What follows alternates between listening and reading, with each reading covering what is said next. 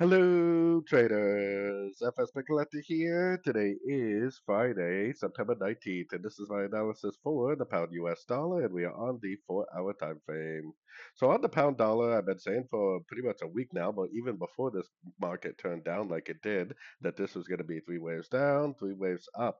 Now, I think what's going to happen, especially because this was a 90% turn, which is exactly what you would want to see for a regular flat.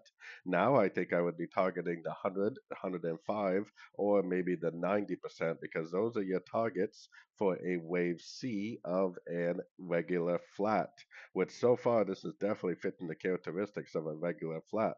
So going down to the 1 hour time frame, I mean, obviously I wouldn't be trying to go short right here at the bottom of a wave, but anytime I see any three-wave pullbacks, I definitely would be looking for shorts on these sort of time frames. If we're going down to that 90, 100, or 105%, then we potentially have a lot of downside potential. And we should spend probably at least the next week or more looking for shorts on pullbacks.